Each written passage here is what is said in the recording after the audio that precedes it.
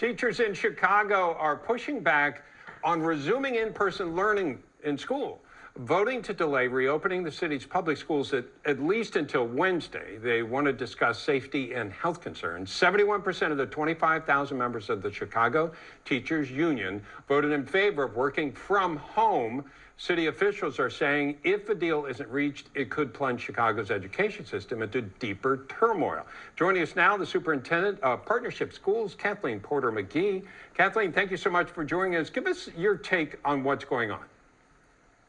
I mean, I think it's a real challenge, and we're seeing it around the country. We have larger urban districts that have struggled to reopen since the fall, even when infection rates were far lower. And I think one of the challenges we're seeing right now is almost a power imbalance. We have parents who desperately want their children to be back in-person instruction. We have children who are really struggling, many of them, in remote learning. And we have teachers unions who are rightly advocating on behalf of their members. But we need to question whether we're giving parent voice and student voice equal weight in that debate.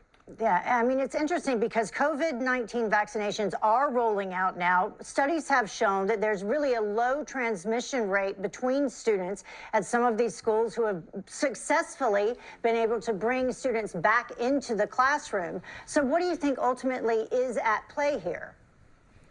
I mean, I think again, one of the challenges is just that you have a union that's advocating on behalf of its members, and it's looking for something that's perfect safety. And we can't guarantee perfect safety. I know at our own partnership schools, we run 9 schools, 7 in New York and 2 in Cleveland. Our Catholic schools, like many in the diocese across the country, have been open since the fall. We haven't had incidents of community spread within the buildings. But to get there, we needed to make sure that our teachers felt safe and our community members felt safe. We had to make sure they had the PPE, the masks. We had to make sure we had crisis plan in place for when COVID entered our building, as it inevitably is going to do.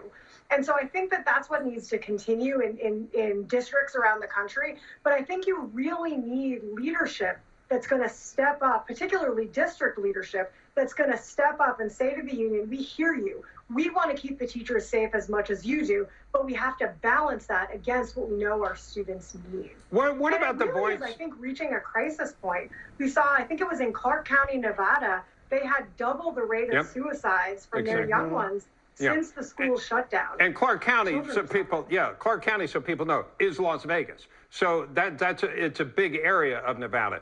What about the voice of parents? I'm a parent of kids in school. My wife's a teacher. It drives me crazy that the unions don't seem to be listening to what parents are saying.